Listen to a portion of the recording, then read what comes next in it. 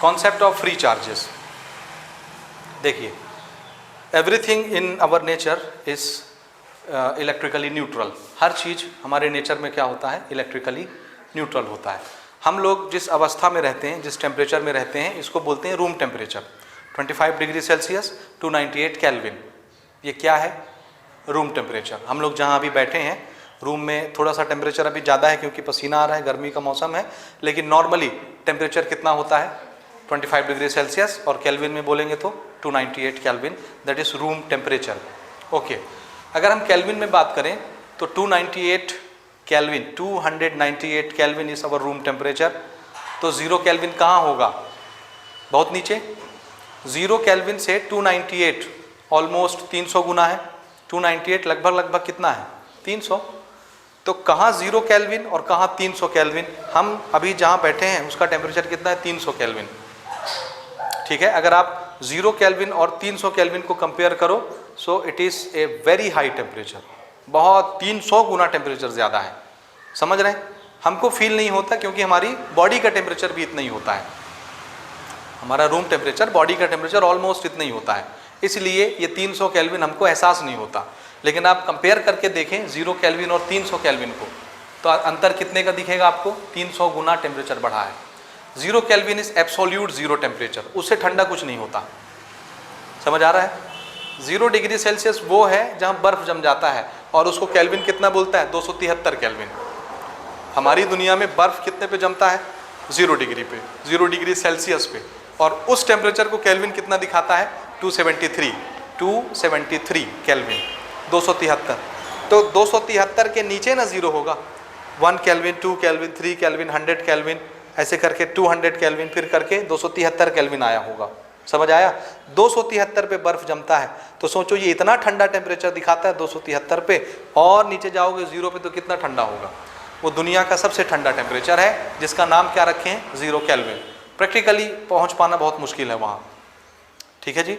लेकिन मैं आपको ये बताना चाहता हूँ कि आप 0 केल्विन और हमारे रूम टेम्परेचर यानी 298 ऑलमोस्ट 300, 0 केल्विन और 300 केल्विन को कंपेयर कीजिए, 300 गुना टेम्परेचर बढ़ा हुआ है। तो हम लोग जिस एनवायरनमेंट में रहते हैं उसका टेम्परेचर बहुत हाई है 0 केल्विन के कंपेयर में। हमको क्यों नहीं महसूस होता, क्योंकि हमारी बॉडी का टेम्परेचर भी उतना है, इसलिए हमको एहसास नहीं होता। समझ आया। अब दुनिया में जितनी चीज़ें रखी हैं, जितने मटेरियल रखे हैं, हर मटेरियल रूम टेम्परेचर पर रखा हुआ है ना।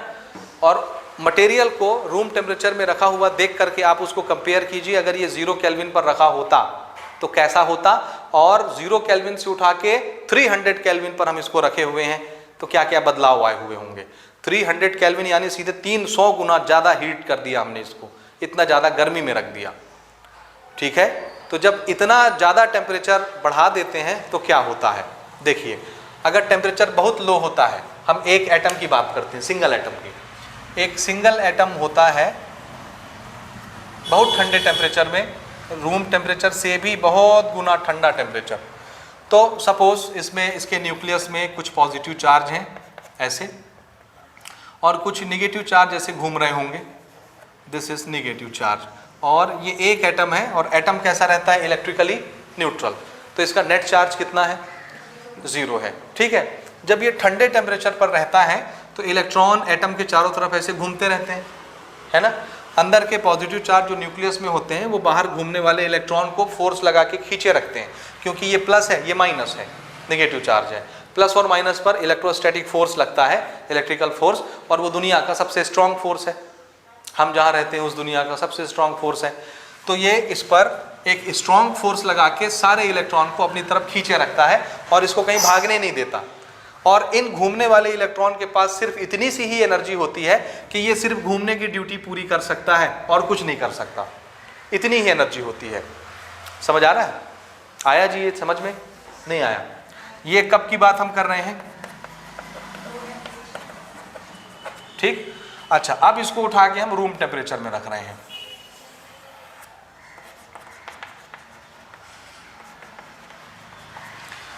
रूम टेम्परेचर, तो 0 केल्विन से रूम टेम्परेचर आते समय यानी 300 केल्विन आते समय हमने टेम्परेचर को कितने गुना बढ़ाया, 300 गुना ज़्यादा बढ़ा दिया।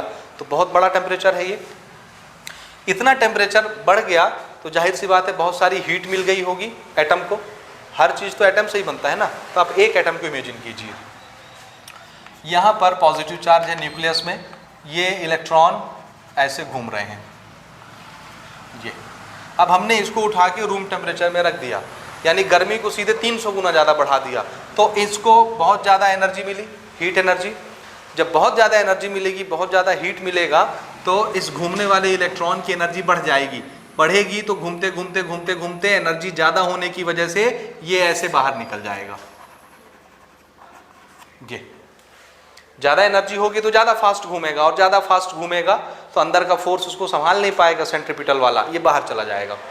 स्पीड अगर ज़्यादा हो गई तो क्या होगा जी, घूमते घूमते कहाँ निकल जाएगा, बाहर निकल जाएगा। ठीक है जी, अब ये बाहर निकल गया।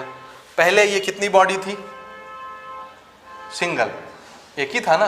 अब एक से कितना हो गया, 2 बॉडी बन गई, एक इलेक्ट्रॉन बाहर निकल गया और एक ये बचा कुचा हिस्सा। इलेक्ट्रॉन जाएगा तो अपना चार्ज भी ले जाएगा। कौन सा चार्ज होता है इलेक्ट्रॉन के पास, नेगेटिव, तो ये नेगेटिव चार्ज बॉडी बन गई। इसमें से ये न्यूट्रल एटम था, एक नेगेटिव चार्ज निकल गया, तो इसके ऊपर कौन सा चार्ज आ गया, पॉजिटिव। तो ये कैसा चार्ज हो गया, इसका नेट चार्ज पॉजिटिव, और इसका नेट चार्ज नेगेटिव। अब ये एक बॉडी है कि 2 बॉडी, अब ये 2 बॉडी बन गई। ठीक है, ये जो बना, इसके कंपेयर में इसका मास बहुत हल्का होगा एक इलेक्ट्रॉन का। ये तो अभी तो पूरे पॉजिटिव चार्ज यहीं रखे हैं, हम एक प्रोटॉन की बात नहीं कर रहे। एक इलेक्ट्रॉन एक प्रोटॉन से 1837 गुना हल्का होता है एक इलेक्ट्रॉन। यहाँ तो बहुत सारे प्रोटॉन, बहुत सारे इलेक्ट्रॉन हैं, तो ये तो बहुत भारी है एक इलेक्ट्रॉन से, तो ये बहुत हल्का है। अच्छा, जब तक ये इसमें था तो सिर्फ ये क्या काम करता था, ऑर्बिट में घूमने की ड्यूटी करता था, और सिर्फ उतनी ही एनर्जी उसके पास थी। एक्स्ट्रा एनर्जी हमने हीट के फॉर्म में उसको दी, गर्म टेम्परेचर में रख करके। तो एक्स्ट्रा एनर्जी मिलने की वजह से इसने क्या किया, ऑर्बिट की ड्यूटी से छुटकारा ले लिया, छुट्टी ले लिया, बाहर चला गया। ज़्यादा एनर्जी में यहाँ नहीं रह सकता। आपने 11th में बोर कॉन्सेप्ट पढ़ा होगा, बोहर का कॉन्सेप्ट। उसमें बोहर ने ये बताया है जी कि देखिए, ऑर्बिट की एनर्जी फिक्स होती है। ऑर्बिट एक ऐसी जादू वाली चीज़ होती है कि उसकी एनर्जी फिक्स होती है। इलेक्ट्रॉन को घूमने के लिए उसमें एनर्जी खर्च नहीं करनी पड़ती अपनी। जिस इलेक्ट्रॉन के पास उतनी एनर्जी आ जाती है जितना यहाँ चलने के लिए चाहिए, तो वो यहाँ चलता रहता है, कोई एनर्जी उसकी खर्च नहीं होती। ठीक है, समझ आया। और वो यहाँ उस एनर्जी से घूमता रहता है। सपोज यहाँ घूमने के लिए 100 जूल चाहिए, जिस इलेक्ट्रॉन के पास 100 जूल रहेगा वो यहाँ घूमता रहेगा। लेकिन अगर 101 जूल हो गया तो फिर वो यहाँ नहीं रह सकता, यहाँ से उसको भगना पड़ेगा। तो इसका 101 हुआ हीट की वजह से, इसलिए ये भग गया। यहाँ रहने के लिए सिर्फ कितनी एनर्जी चाहिए, 100 जूल। ज़्यादा मिला उसको हीट की वजह से, इसलिए वो यहाँ रह नहीं सकता, बाहर चला गया। बाहर चला गया, फ्री हो गया। कौन सी ड्यूटी से, चक्कर लगाने की ड्यूटी से। तो हमने इसका नाम रख दिया फ्री इलेक्ट्रॉन। क्या नाम रखा इसका, अब it is free to move. ये फ्री है क्योंकि इसको चक्कर नहीं लगाना एटम का, कोई ड्यूटी पूरी नहीं करनी। ये फ्री है, जहां घुमाना चाहो इसको घुमा सकते हो, ये कहीं भी चला जाएगा। समझ आया। अच्छा, ये जो बचा हुआ हिस्सा रहता है इसको बोलते हैं कर्नल। क्या बोलते हैं, एक एटम में से अगर इलेक्ट्रॉन चला जाए तो ये क्या बनता है, फ्री इलेक्ट्रॉन, और बचा हुआ पूरा टुकड़ा क्या बनता है, कर्नल। कर्नल पर कौन सा चार्ज होता है, पॉजिटिव, और फ्री इलेक्ट्रॉन के पास कौन सा चार्ज होता है, नेगेटिव चार्ज। ये चीज़ आपको समझ में आया। ये रूम टेम्परेचर पर होता है। मतलब हमारे आसपास जितनी चीज़ें रखी हैं हर एक में इस तरह हुआ होगा, है ना। कुछ ऐसे भी एटम होंगे जिनके इलेक्ट्रॉन को निकलने के लिए कुछ ज़्यादा एनर्जी चाहिए, रूम टेम्परेचर से भी ज़्यादा हीट चाहिए। तो जो चीज़ें रूम टेम्परेचर पर रखी हैं, कुछ ऐसे भी ज़बरदस्त एटम होंगे जो इसको बहुत तगड़ा पकड़ के रखते हैं, ऐसे ऐसे अंदर की तरफ। जब बहुत ज़्यादा एनर्जी मिलेगी तभी इनको छूटने की आज़ादी मिलेगी। कुछ ऐसे आइटम भी होंगे, ज़रूरी नहीं कि हर आइटम इसकी तरह हो, अलग अलग तरह का मटेरियल होता है ना। प्लास्टिक और लोहा को कंपेयर करोगे, कौन ज़्यादा मजबूत है, लोहा। तो प्लास्टिक का एटम इलेक्ट्रॉन को छोड़ सकता है थोड़ी सी हीट में, लेकिन लोहा अपने इलेक्ट्रॉन को नहीं छोड़ेगा थोड़ी सी हीट में, उसको ज़्यादा हीट चाहिए। तो रूम टेम्परेचर पर ऐसे एटम भी आपको मिलेंगे और ऐसे एटम भी मिलेंगे जो रूम टेम्परेचर पर भी ऐसे ही बने रहते हैं, इलेक्ट्रॉन को नहीं छोड़ते। समझ गए बात कि नहीं समझे, समझ में आ रहा है कि नहीं। अब एक मटेरियल के अंदर कितने एटम होते हैं, कितने, 1 2 4 5 6 7 8 कि करोड़ों अरबों, हम उसका नंबर भी नहीं जानते, इतने सारे एटम होते हैं एक छोटे से मटेरियल में। समझ आया। अभी मैंने आपको एक एटम का ये फिनोमिना दिखाया कि रूम टेम्परेचर पर रखने से एक एटम के साथ ऐसा होता है। कुछ के इलेक्ट्रॉन छिटक जाते हैं, कुछ के नहीं भी छिटकते, वो न्यूट्रल ही पड़ा रहता है, क्योंकि वो और गर्मी झेल सकता है ना। इतनी सी गर्मी में उसका कुछ नहीं होगा, उसको और हीट मिलेगा तब वो इलेक्ट्रॉन देगा। तो कुछ ऐसे भी होंगे, कुछ ऐसे भी होंगे, किसके अंदर, मटेरियल के अंदर। अब करोड़ों अरबों तरह के एटम है उसके अंदर, लाखों, गिनती भी नहीं है, 10 टू द पावर आप जो भी मर्जी वो लगा लीजिए, इतने सारे एटम पड़े हुए हैं। तो इतने सारे एटम के अगर इलेक्ट्रॉन छिटक गए, समझ आ रहा है, तो कितने सारे फ्री इलेक्ट्रॉन बन गए होंगे एक मटेरियल के अंदर। सोचिए, जो चीज़ें भी रूम टेम्परेचर में रखी हैं, बहुत सारे इलेक्ट्रॉन छिटक गए होंगे, यानी बहुत सारे फ्री इलेक्ट्रॉन हो सकते हैं एक मटेरियल जो रूम टेम्परेचर में रखा है उसके पास, बहुत सारे कर्नल हो सकते हैं उसके पास, और बहुत सारे न्यूट्रल एटम भी हो सकते हैं उसके पास। ये समझ आया कि नहीं आया? ये कैसा एटम है? न्यूट्रल, क्योंकि इसमें से कोई इलेक्ट्रॉन इधर उधर नहीं गया है। तो जो चीज़ें हमारे इस रूम टेम्परेचर में रखी हुई हैं, उस मटेरियल के अंदर कौन कौन सी चीज़ें हो सकती हैं? फ्री इलेक्ट्रॉन्स भी हो सकते हैं, बहुत सारे, लाखों में, करोड़ों में, अरबों में, बहुत सारे कर्नल भी हो सकते हैं, और बहुत सारे न्यूट्रल एटम भी हो सकते हैं। ये चीज़ क्लियर? बोलिए, यहाँ तक क्लियर है कि नहीं? ओके, अब देखिएगा ना, अब हम थोड़ा सा आपको कुछ मटेरियल्स दिखाते हैं। सपोज ये एक मटेरियल है, ठीक है, इसके अंदर मैं 2-3 एटम बना देता हूँ बड़े बड़े। ये एक एटम, ये दूसरा एटम, ये तीसरा एटम, ठीक है। एटम ये बड़े बड़े बना रहा हूँ ना, आप माइंड नहीं करेंगे, ठीक, दिखाने के लिए। तो हर एटम क्या होता है? न्यूट्रल। तो इसके पास जितने पॉजिटिव उतने निगेटिव, जितने पॉजिटिव उतने निगेटिव।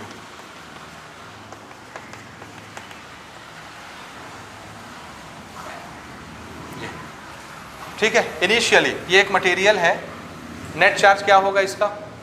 0। और मैंने आपको बोला कि रूम टेम्परेचर पर अगर रखा है तो इसमें क्या क्या मिलेंगे? ये तो मैंने न्यूट्रल एटम बनाया है, और क्या मिलेगा? फ्री इलेक्ट्रॉन भी मिलेगा और ये कर्नल भी मिलेगा। फ्री इलेक्ट्रॉन को मैं ऐसे दिखा दूं, माइनस चार्ज से, चल जाएगा?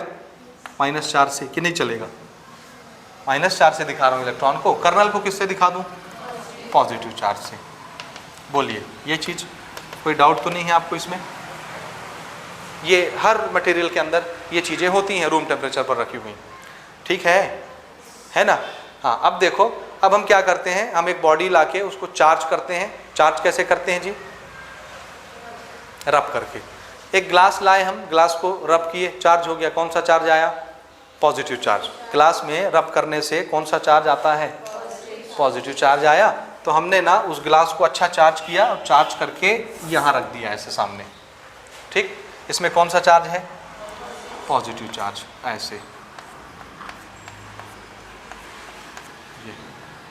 पॉजिटिव चार्ज का एक ग्लास रॉड हमने सामने चार्ज करके रख दिया। इसी तरह से एक प्लास्टिक लिए, प्लास्टिक को रब करेंगे, कौन सा चार्ज आएगा? नेगेटिव। नेगेटिव चार्ज करके प्लास्टिक को यहाँ पर हम यहाँ पर रख देते हैं ऐसे। This is plastic. इसमें चार्ज कौन सा है? नेगेटिव। एक तरफ पॉजिटिव प्लेट रख दिए, एक तरफ नेगेटिव प्लेट रख दिए। चार्जेस एक दूसरे को अट्रैक्ट करते हैं। अब थोड़ा सा स्टोरी समझिएगा कि मटेरियल के अंदर जब हम चार्ज बॉडी ऐसे रखते हैं सामने, किसी भी मटेरियल के सामने, तो कौन सा एक्शन होता है और क्या होता है, ठीक है जी? समझ आया? ये सारे कौन से चार्जेस हैं? ये पॉजिटिव चार्जेस हैं। अब देखिए, पॉजिटिव चार्जेस कौन से चार्जेस को अट्रैक्ट करते हैं? बताओ, कौन से चार्ज को अट्रैक्ट करते हैं? बोलो जोर से। और किस चार्ज को रिपल करते हैं? Positive charge. किसको रिपल करते हैं? पॉजिटिव को रिपल। और अट्रैक्ट किसको करते हैं? नेगेटिव चार्ज को अट्रैक्ट करते हैं, ठीक है। अच्छा, अब ध्यान से देखना, ये इसको हमने बहुत चार्ज किया है, तो बहुत सारे प्लस चार्ज हैं इस प्लास्टिक में, इस रॉड में, ठीक है। अब इसको देखिएगा, ये क्या है? एक एटम न्यूट्रल है। ये इतने सारे पॉजिटिव चार्ज पकड़ के ये वाले एक इलेक्ट्रॉन को अपनी तरफ ऐसे खींचते हैं, क्योंकि पॉजिटिव का काम ही है नेगेटिव को खींचना अपनी तरफ। खींचे। अब दो चीज़ें होंगी, एक तो ये एटम ऐसा होगा, थोड़ा मजबूत क्वालिटी का होगा, तो ये अपने घूमने वाले इलेक्ट्रॉन को अंदर की तरफ ज़्यादा फोर्स ऑफ अट्रैक्शन लगा के खींचे रखेगा और घुमाता रहेगा। अंदर की तरफ फोर्स लग रहा है तभी ना ये घूम रहे हैं, नहीं तो भाग जाते फोर्स ना लगता तो। समझ आया? तो ये हो सकता है कि इस इलेक्ट्रॉन को ये वाला एटम अंदर की तरफ ज़्यादा फोर्स लगा के खींचे। अगर ज़्यादा फोर्स लगा के खींचेगा तो ये वाले चार्जेस इस इलेक्ट्रॉन को अपनी तरफ खींच पाएंगे क्या? अगर इसका फोर्स ज़्यादा होगा अंदर वाला, नहीं खींच पाएंगे। लेकिन अगर ये थोड़ी सी लो क्वालिटी का मटेरियल है, जैसे प्लास्टिक है, हल्की चीज़ें, और इसके अंदर लगने वाला फोर्स वीक है, किससे? जो ये बाहर फोर्स लगा रहा है, ये वाला चार्ज पार्टिकल। अगर ये ज़्यादा स्ट्रॉन्ग फोर्स लगा दिया अंदर वाले फोर्स से, तो क्या होगा? इधर का फोर्स कम अंदर वाला, बाहर का फोर्स ज़्यादा, नेट फोर्स आ जाएगा किधर? बाहर की तरफ। तो ये इलेक्ट्रॉन क्या होगा? टूट के यहाँ आ जाएगा, इसके पास न्यूट्रलाइज हो जाएगा। ये टूट के आ जाएगा ना, क्योंकि अंदर फोर्स कैसा लग रहा है? कम लग रहा है। समझते जाना जी बहुत बढ़िया से इसको, ठीक है? हाँ जी। तो हमने क्या बोला कि इसने ज़्यादा फोर्स लगाया, तो यहाँ घूमने वाला इलेक्ट्रॉन अंदर फोर्स कम लग रहा था, इस वजह से ये टूट के कहाँ आ गया? यहाँ। अब इस न्यूट्रल एटम में से एक इलेक्ट्रॉन चला गया। अगर इलेक्ट्रॉन चला गया तो इसमें कौन सा चार्ज आ गया? बोलिए, कैसा चार्ज हो गया? ये वाला एटम जो न्यूट्रल था, इलेक्ट्रॉन जाने की वजह से कैसा चार्ज हो गया? पॉजिटिव। अब देखो, ये पॉजिटिव, ये एटम पॉजिटिव, ये पॉजिटिव मिलके अपने बगल वाले एटम के इलेक्ट्रॉन को ऐसे खींच रहे हैं, क्योंकि ये पॉजिटिव चार्ज हो चुका है। इसको इसकी भी ताकत मिली हुई है और इसके पास अपनी भी ताकत है, क्योंकि ये भी प्लस हो गया है। ये प्लस मिलके दोनों इकट्ठे इस इलेक्ट्रॉन को खींच रहे हैं। अंदर खींचने की ताकत कम है, क्योंकि अब दो हैं खींचने वाले इसको। तो ये टूट के यहाँ आया और यहाँ से टूट के यहाँ आ जाएगा, तो ये भी चल के आ गया यहाँ। समझ आया? जैसे ही इसमें से एक इलेक्ट्रॉन निकला, इस पर भी कौन सा चार्ज आ गया? पॉजिटिव। अब ये पॉजिटिव, ये पॉजिटिव, ये पॉजिटिव, ये सब मिलके क्या करेंगे? इसको ऐसे खींचेंगे, है ना? फिर ये यहाँ आ जाएगा, ये यहाँ आ जाएगा, ये यहाँ आ जाएगा। अब ये पॉजिटिव, ये पॉजिटिव, ये पॉजिटिव, ये भी क्या हो गया? पॉजिटिव। और ये क्या करेंगे? सामने रखे हुए चार्ज को अंदर खींचेंगे, तो ये भी खींच के आ जाएगा, क्योंकि इसको इसकी ताकत भी मिली हुई है, इसको इन दोनों की ताकत मिली है, इसको इन तीनों की ताकत मिली हुई है। तो ये ज़्यादा फोर्स लगा के इसको खींचेगा और ये भी ऐसे आ जाएगा। और ये सिर्फ एक इलेक्ट्रॉन के साथ नहीं हो रहा, इसके साथ भी हो रहा, इसके साथ भी हो रहा, इसके साथ भी हो रहा, इसके साथ भी हो रहा। यहाँ से इलेक्ट्रॉन चल रहे हैं, यहाँ से इलेक्ट्रॉन चल रहे हैं, ऐसे ऐसे ऐसे ऐसे ऐसे, और यहाँ से इधर आ गए, इधर आ गए, इधर आ गए। समझ आया? ओवरव्यू क्या दिखता है हमको? हमको ये दिखता है कि ये तो न्यूट्रल मटेरियल था, इसका नेट चार्ज कितना था स्टार्टिंग में? नेट चार्ज क्या था स्टार्टिंग में? जितने पॉजिटिव उतने ही निगेटिव थे। भले इलेक्ट्रॉन छिटके हुए थे, कर्नल था, न्यूट्रल एटम था, लेकिन नेट चार्ज तो जीरो था ना। कोई भी चार्ज मटेरियल छोड़ के तो नहीं गया बाहर, कोई बाहर से नहीं आया था। तो नेट चार्ज क्या था इसका? इसका नेट चार्ज जीरो था। ठीक है जी। अब जैसे ही हम दो चार्ज प्लेट लगाते हैं और ये एटम के अंदर लगने वाला फोर्स थोड़ा सा कमज़ोर फोर्स होता है, तो ये क्या करना शुरू कर देता है? एक से इलेक्ट्रॉन खींचा, दूसरे से खींचा, तीसरे से खींचा, उधर से खींचना शुरू कर दिया। हमको क्या दिखता है? एक मटेरियल में एक दो एटम नहीं होते, करोड़ों अरबों एटम होते हैं। तो करोड़ों अरबों इलेक्ट्रॉन ऐसे चलने शुरू कर देते हैं। एक इलेक्ट्रॉन की ट्रेन ऐसे चलने लगती है। समझ आया? बहुत सारे इलेक्ट्रॉन चलने लग गए। चले इलेक्ट्रॉन, चले, तो ये एक ऐसा मटेरियल है जो अपने अंदर इलेक्ट्रॉन को चलने दे रहा है। समझ आया? चार्जेस इसमें मूव हो रहे हैं। एक दूसरा फिगर देखिए, इसका दूसरा पहलू। दूसरा पहलू ऐसा हो सकता है, ये एक एटम बनाया, दूसरा एटम बनाया, तीसरा एटम बनाया। ठीक है, इसमें भी वैसे ही चार्जेस हैं, न्यूट्रल एटम है,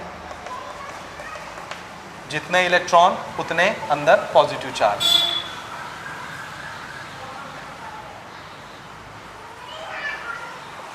ठीक है, इसके सामने भी हम एक पॉजिटिव चार्ज प्लेट रखते हैं और इधर एक नेगेटिव चार्ज प्लेट ला के रख देते हैं। This is positive, positive, positive, positive. ये नेगेटिव चार्ज बॉडी, ये है ना। अब इसका नेट चार्ज कितना है? इसमें होंगे प्लस माइनस, जैसे वहाँ थे ऐसे ऐसे होंगे। अभी हम इसको नहीं बना रहे। सपोज अभी ये ऐसा न्यूट्रल है, न्यूट्रल है। नेट चार्ज कितना? 0। ठीक है, अब मैं ये बोल रहा हूँ कि ये एटम न्यूट्रल, ये एटम न्यूट्रल, ये एटम न्यूट्रल, हर एटम न्यूट्रल है। ठीक है, ये इलेक्ट्रॉन घूम रहे हैं, अंदर वाले पॉजिटिव चार्ज अंदर की तरफ फोर्स लगा के इसको खींचे रखते हैं, बांधे रखते हैं और घुमाते रखते हैं। हमने बाहर से चार्ज प्लेट ऐसे रख दी, बाहर वाले चार्ज प्लेट फोर्स लगाएंगे अंदर वाले चार्जेस को। इसने इस इलेक्ट्रॉन पर फोर्स लगाया, आ जाओ। ठीक है, लेकिन उतना नहीं लगा पाया जितना अंदर लग रहा था, क्योंकि ये स्ट्रॉन्ग मटेरियल है। मटेरियल अलग अलग टाइप के हो सकते हैं हमारे यहाँ नेचर में, ठीक है। तो ये स्ट्रॉन्ग मटेरियल था, यहाँ अंदर लगने वाला फोर्स ज़्यादा स्ट्रॉन्ग था, और ये जो फोर्स लगा रहा था इलेक्ट्रॉन को खींचने के लिए ये उससे कम था अंदर वाले से। तो ये खींच पाएगा क्या? नहीं खींच पाएगा। अगर नहीं खींच पाएगा तो ये यहाँ आ पाएगा क्या? नहीं आएगा। मतलब ये घूम ही रहा है, तो इसमें से कोई इलेक्ट्रॉन निकला क्या? नहीं निकला। तो इसका नेट चार्ज क्या? 0। अगर इसका नेट चार्ज 0 है, ये पॉजिटिव जब इसी को नहीं खींच पाया तो थोड़े दूर डिस्टेंस में जाके इसको खींच पाएगा क्या?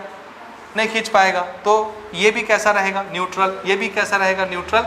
जब ये सब न्यूट्रल है तो क्या ये यहाँ से माइनस चार्ज खींच पाएगा क्या? नहीं खींच पाएगा। तो इसका मतलब है कुछ ऐसे मटेरियल हो सकते हैं जिसमें इलेक्ट्रॉन नहीं चल के आते, इलेक्ट्रॉन का मूवमेंट नहीं हो पाता। वो क्यों नहीं हो पाता? क्योंकि अंदर लगने वाला फोर्स कैसा रहता है? ज़्यादा, और बाहर वाले फोर्सेस कम पड़ जाते हैं। लेकिन अगर बाहर वाले फोर्स ज़्यादा हो जाए तो क्या होने लगता है? इलेक्ट्रॉन चलने लग जाते हैं। समझ आया? तो ऐसे कुछ मटेरियल हैं और ऐसे कुछ मटेरियल होते हैं हमारे यहाँ। 2 तरह के मटेरियल हो गए। हमने इलेक्ट्रॉन के चलने के बेसिस पर मटेरियल्स का अलग अलग नाम रखा, उसका क्लासिफिकेशन किया, और इस तरह के मटेरियल जो अपने अंदर से चार्ज को चलने देते हैं इसका हमने नाम रखा कंडक्टर, या इसको क्या बोलते हैं? मेटल्स। ठीक है, कंडक्टर।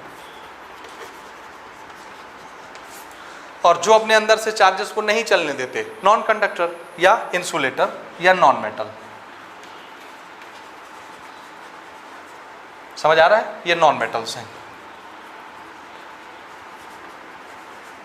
ठीक, जैसे एयर, एयर इंसुलेटर है, नॉन कंडक्टर। समझ में आ रहा है?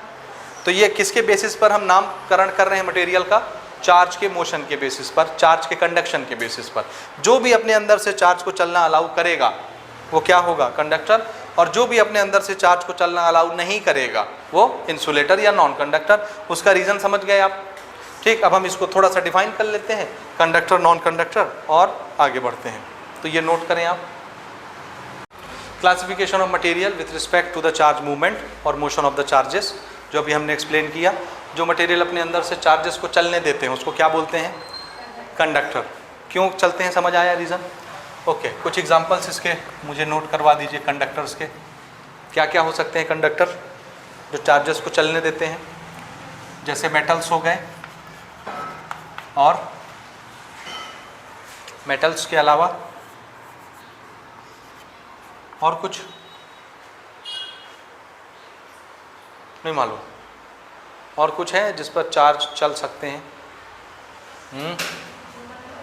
Human body. नल से जो पानी आता है दैट इज इम्प्योर वाटर, जिसमें सॉल्ट्स मिले होते हैं। ठीक है, human body. Electrolytes,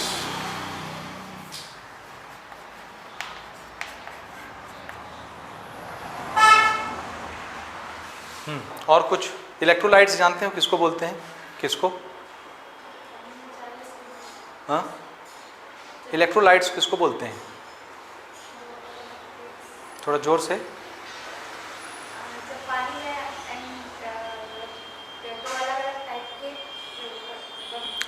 salt solutions are electrolytes.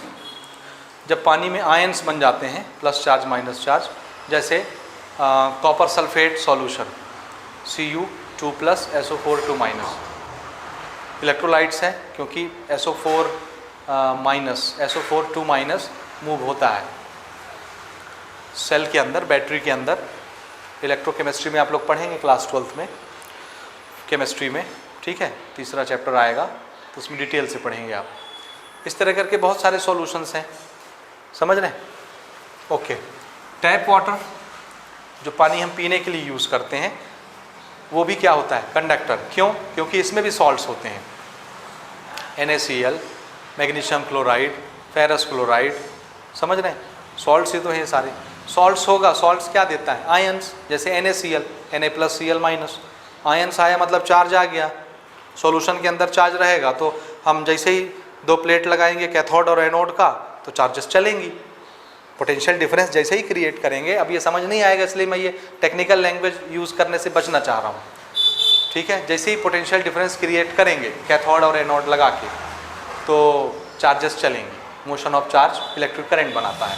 Okay, human body, ये क्यों कंडक्टर है ह्यूमन बॉडी? क्योंकि हमको पसीना आता है और हमारा पसीना नमकीन लगता है, क्योंकि हमारी बॉडी में सॉल्ट्स हैं, और जहाँ भी सॉल्ट्स होंगे खून में वो डिज़ोल्व होंगे। तो जैसे ही सॉल्ट डिज़ोल्व होता है पानी में, सॉल्यूशन में, तो क्या बनाता है? आयंस। आयंस बने तो करंट फ्लो होता है, इसलिए हमारी बॉडी में शॉक लगता है। ये रीज़न आपको याद रखना है, समझ गए? ओके, सेकंड, अच्छा इसमें एक लाइन आप बचाइएगा ना, अभी हम इस पर थोड़ा डिस्कशन करेंगे, एक लाइन बचाइएगा। सेकंड टाइप का हमने जो बनाया मटेरियल, इंसुलेटर्स। इंसुलेटर्स किसको बोलते हैं? which do not allows charges to move within it। ठीक है जी। जैसे एग्जाम्पल, इंसुलेटर के कुछ एग्जाम्पल्स बताइए। सबसे बढ़िया इंसुलेटर तो एयर ही है, सबसे बढ़िया इंसुलेटर एयर। फिर ग्लास है, प्लास्टिक है, वुड है, और प्योर वाटर, नॉन मेटल्स जितने भी हैं, ग्रेफाइट को छोड़ के।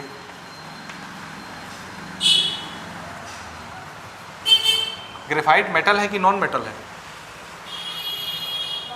पेंसिल की लीड जो रहती है नॉन मेटल्स है, लेकिन करंट उससे पास होता है। ठीक है, good conductor of heat and electricity होता है। तो ये सारे एग्जांपल्स आप और बहुत सारे लिख सकते हैं इसमें, इंसुलेटर्स हैं। ठीक है, लकड़ी है, वुड है, प्लास्टिक है। Okay, pure water, what is pure water? आपने देखा है प्योर वाटर? लैब में, वैसे नहीं देखे कहीं। बैटरी में डालने के लिए जो पानी आता है वो प्योर वाटर होता है, उसको आप पी नहीं सकते, समझे? और pure water bad conductor of electricity होता है, चार्जेस को फ्लो नहीं होने देता। हम जो पानी पीते हैं वो क्या है टेक्निकल लैंग्वेज में? Impure water. और हम लोग क्या बोलते हैं? शुद्ध पानी पीते हैं हम, जबकि वो फिजिक्स की लैंग्वेज में क्या है? Impure water. ठीक है, प्योर वाटर वो है जिसको हम बैटरी में डालते हैं, डिस्टिल वाटर जिसको बोलते हैं, वो प्योर वाटर है, और ये बैड कंडक्टर होता है। ओके, कंडक्टर्स जो अपने अंदर से चार्जेस को चलने देता है, अलाउ करता है, और इंसुलेटर जो अपने अंदर से चार्जेस को नहीं चलने देता।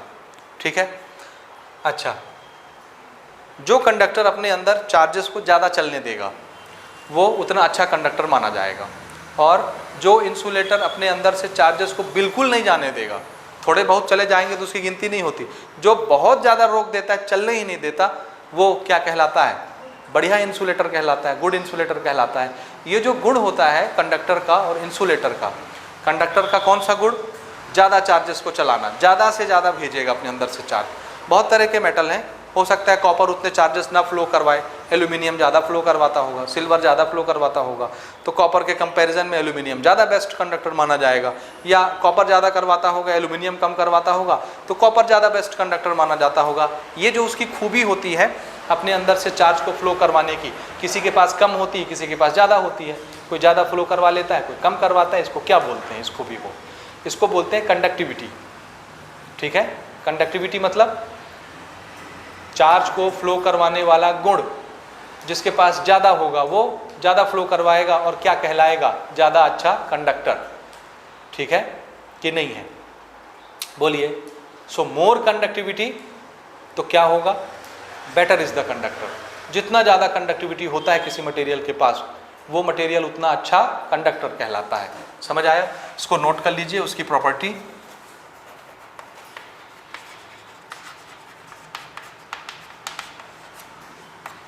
मोर conductivity better is the conductor. हाँ जी, और ये इसकी कंडक्टिविटी को क्या बोलेंगे? ये जो रोकने का काम करता है, इसको क्या बोलते हैं? इंसुलेटर। कैसा इंसुलेटर लेना पसंद करेंगे हम? जो करंट को अलाउ करता हो, जो कम अलाउ करता हो, जो बिल्कुल अलाउ नहीं करता हो।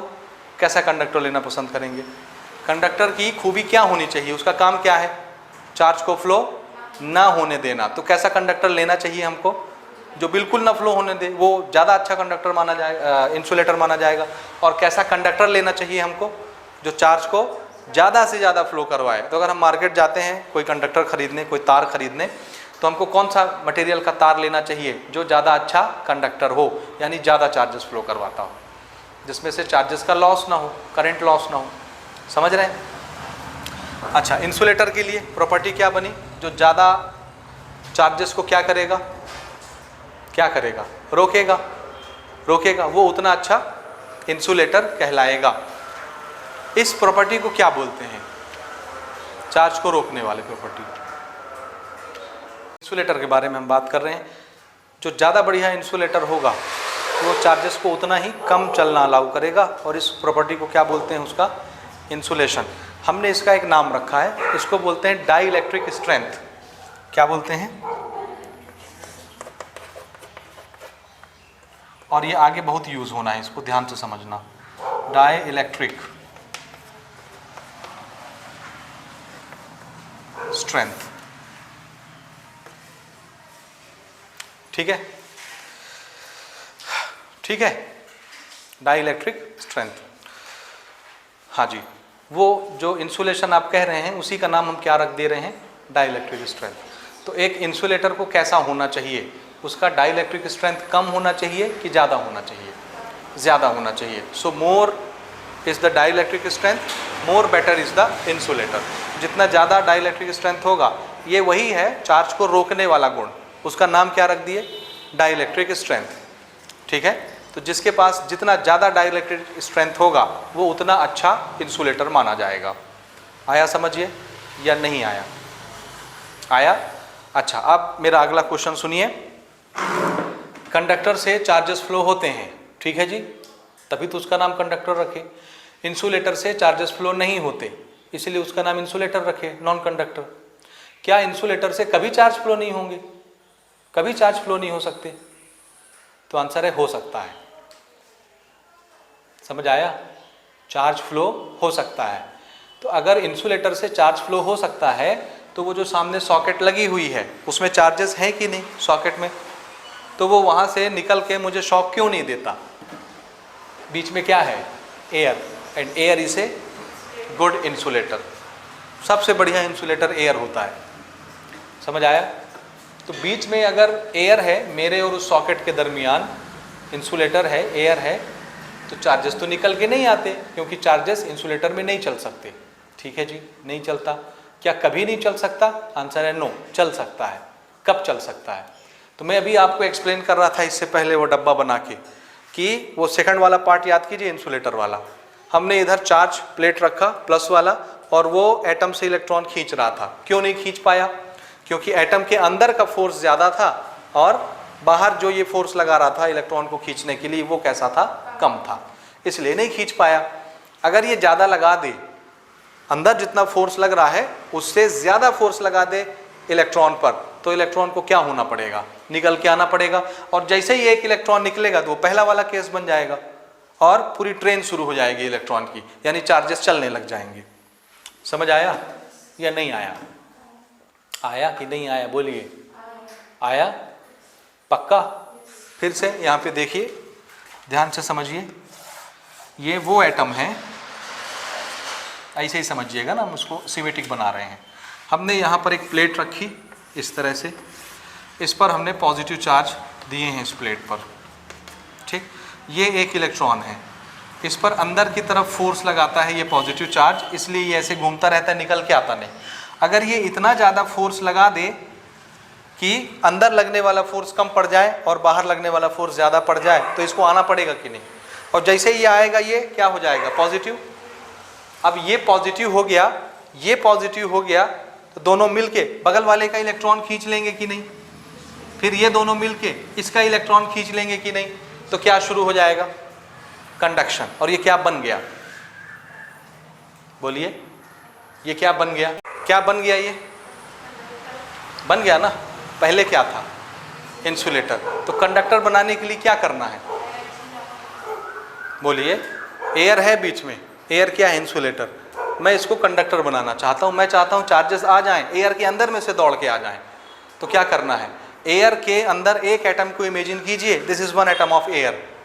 एयर का इलेक्ट्रॉन एटम के अंदर ऐसे घूमता है ना, और एटम के अंदर के पॉजिटिव चार्ज इस इलेक्ट्रॉन को बहुत तेजी से पकड़े रहते हैं।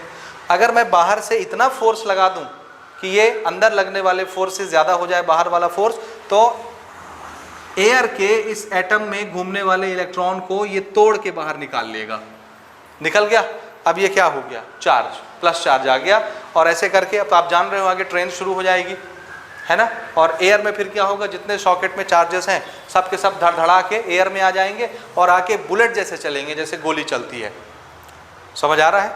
और इतने तेजी से इलेक्ट्रॉन चलेंगे कि एयर के जब एटम रास्ते में फंसेंगे उसको हिट करेंगे तो इतनी तेजी से कोलिजन होगा कि ये गर्म हो जाएंगे, गर्म होकर चमकने लगते हैं और पूरा ये लाइट हो जाएगा, जलने लगेगा।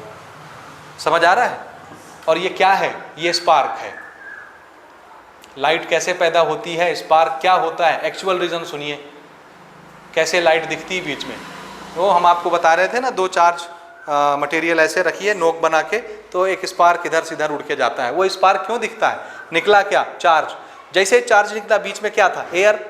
एयर के एटम रास्ते में आए, वो चार्ज पार्टिकल यानी कौन, इलेक्ट्रॉन एटम से टकराया, एयर के एटम से, और टकराया, बहुत तेजी से कोलिजन होगा तो क्या होगा, एक्सचेंज ऑफ एनर्जी, गर्म हो जाएगा एटम, और एटम जब गर्म होता है तो चमकने लगता है।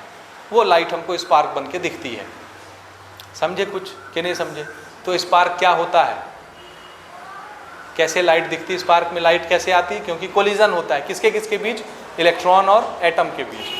तो कोलिजन होने से एनर्जी एक्सचेंज होती है, बहुत ज़्यादा हीट ट्रांसफ़र होती है और गर्म हो जाता है एयर का एटम, इसलिए वो चमकने लगता है, लाइट उससे निकलने लगती है। ये चीज़ समझे जी कि नहीं समझे, समझे ना। हाँ जी। अब चार्ज पर फोर्स कैसे लगेगा, ये तो इलेक्ट्रॉन तो चार्ज है ना, इसको फोर्स लगा के खींचने के लिए हमको वो वाला फोर्स चाहिए जो चार्ज को पकड़ के खींच लाए। चार्ज पर फोर्स कौन लगाता है, आगे चल के हम एक कॉन्सेप्ट पढ़ेंगे, इलेक्ट्रिक फील्ड। इलेक्ट्रिक फील्ड का काम क्या होता है, चार्ज पर फोर्स लगाना। तो अगर मैं बोलूं कि ये एयर का पार्टिकल है, क्या है ये एयर के एटम है, एयर के एटम में से इलेक्ट्रॉन को तोड़ के निकालना है, तो एयर के एक एटम में से एक इलेक्ट्रॉन को तोड़ के निकालने के लिए, यानी एक कूलम चार्ज, हम नॉर्मली उसको कूलम में बनाएंगे, आगे जब कूलम पढ़ेंगे तब हमको समझ में आएगा, यानी एक यूनिट चार्ज पर कितना इलेक्ट्रिक फोर्स लगाएं कि वो टूट के बाहर आ जाए एटम से। एयर की बात कर रहे हैं ना, तो एयर के लिए याद रखिए सबसे पहली चीज़ तो ये समझिए, चार्ज पर फोर्स कौन लगाता है, इलेक्ट्रिक फील्ड। तो यहाँ हमको इलेक्ट्रिक फील्ड क्रिएट करना पड़ेगा, वो हम आगे कॉन्सेप्ट पढ़ेंगे इलेक्ट्रिक फील्ड का।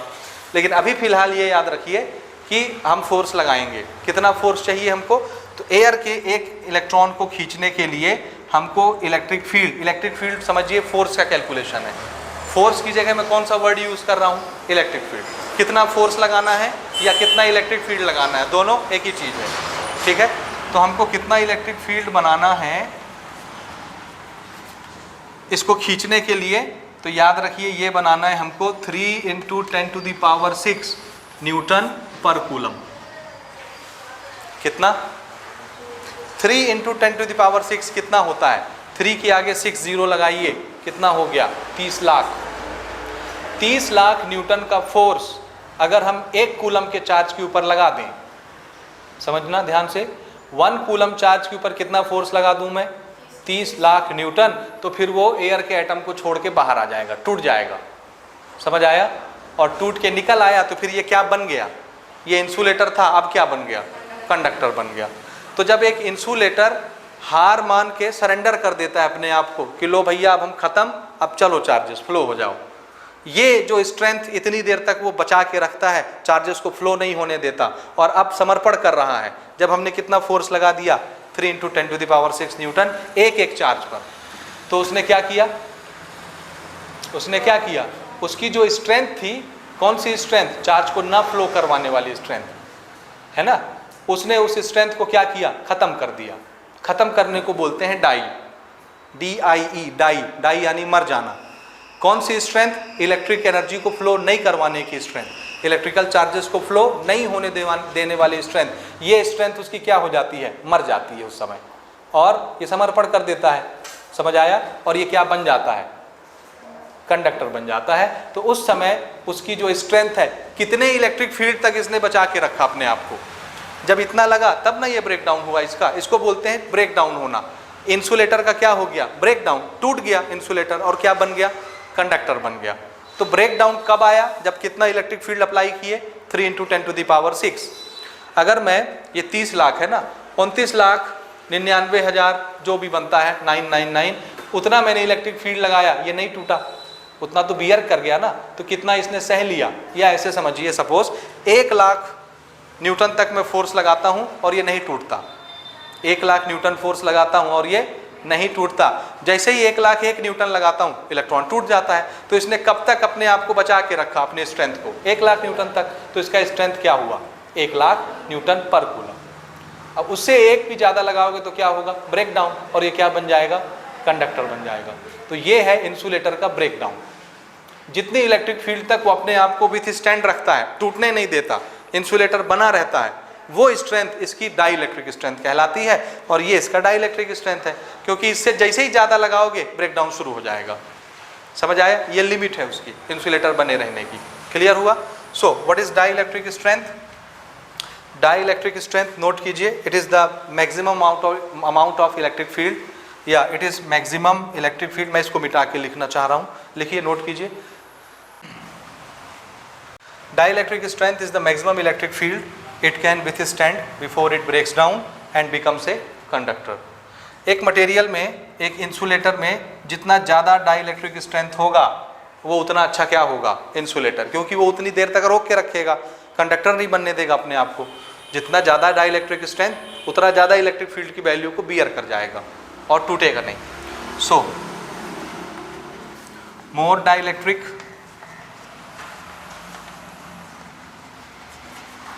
more dielectric strength, better is the insulator। ठीक है। एयर के लिए आप वो नंबर याद रखोगे ना, फॉर एयर डाइलेक्ट्रिक स्ट्रेंथ कितना, डाइलेक्ट्रिक स्ट्रेंथ के लिए इलेक्ट्रिक फील्ड की वैल्यू कितनी, 3 × 10⁻⁶ न्यूटन पर कूलम। ये याद रखोगे फिगर, कहीं न्यूमेरिकल में आगे यूज होगा। ठीक है।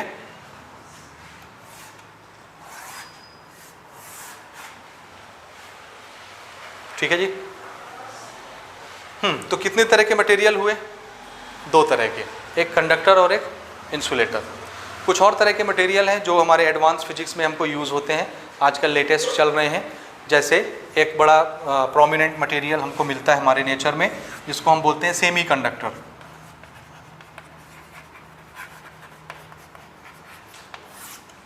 What is semi conductor. ये इतना इंपॉर्टेंट मटेरियल है कि इसके लिए हम आपको पूरा एक चैप्टर पढ़ाएंगे क्लास 12th में डिटेल से, और आपके पेपर में, एग्जाम में सबसे ज़्यादा क्वेश्चन इसी चैप्टर से आते हैं, सेमी कंडक्टर से सबसे ज़्यादा। ठीक है। Okay, what is semi conductor. Semi conductor is a material which behaves like, semi नाम है इसका, सेमी कंडक्टर, सेमी यानी हाफ, आधा, आधा कंडक्टर आधा नॉन कंडक्टर। तो ये ऐसे मटेरियल होते हैं जो कंडक्टर की तरह भी बिहेव करते हैं और इंसुलेटर की तरह भी बिहेव करते हैं, दोनों गुण इसके पास होता है। और यही वो मटेरियल है जिसकी बदौलत आप लोग आजकल स्मार्टफोन चलाते हैं, अच्छे अच्छे कंप्यूटर चलाते हैं, जितने भी इलेक्ट्रॉनिक डिवाइसेस आती हैं उसके अंदर जो भी ICs लगती हैं, चिप बनता है, गैजेट बनते हैं, उसके जो प्लेट्स बनते हैं वो सब इसी से बनते हैं। ये ना हो तो कुछ भी नहीं बन सकता। समझ आया। So this is the conductor at low temperature,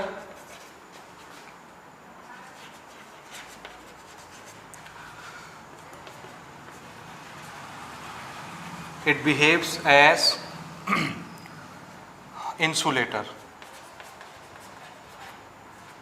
At low temperature it behaves as insulator, and at high temperature it becomes conductor.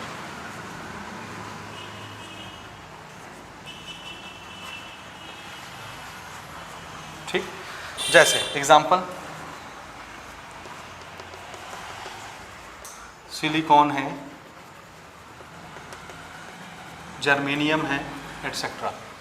ठीक है। सिलिकॉन एक ऐसा मटेरियल है जिसको अगर हम ठंडा कर दें तो इंसुलेटर की तरह बिहेव करता है। इंसुलेटर की तरह कैसे बिहेव करता है उसका डिस्क्रिप्शन हम पहले दे चुके हैं, 2 डायग्राम बना के, ठीक है ना। और थोड़ा सा गर्म कर दें, तो गर्म करने से क्या होता है, मैं आपको स्टार्टिंग में यही तो एक्सप्लेन कर रहा था। ठंडे टेम्परेचर से गर्म टेम्परेचर पर जब हम किसी मटेरियल को रखते हैं तो क्या होता है, उसके इलेक्ट्रॉन छिटक जाते हैं, बाहर आ जाते हैं, तो उसमें बहुत सारे फ्री इलेक्ट्रॉन्स बन जाते हैं। और जितने ज़्यादा फ्री इलेक्ट्रॉन्स होंगे उतना ज़्यादा करंट उसमें फ्लो होगा, उतने चार्जेस चलेंगे, तो फिर ये कंडक्टर बन जाता है। गर्म करते हैं कंडक्टर बन गया, ठंडा कर देते हैं इंसुलेटर बन जाता है। दोनों तरह बिहेव करता है ये, ठीक है। एक चौथी कैटेगरी भी हमने बनाई है, ये हम अभी आगे पढ़ेंगे डिटेल से, क्योंकि इतना बढ़िया चीज़ है कि इसको हम पूरे चैप्टर बना करके आपको पढ़ाएंगे, ठीक है, समझ गए ना। इस पर फिर से बात करेंगे। एक और कैटेगरी इसमें बनाते हैं जिसको हम बोलते हैं सुपर कंडक्टर।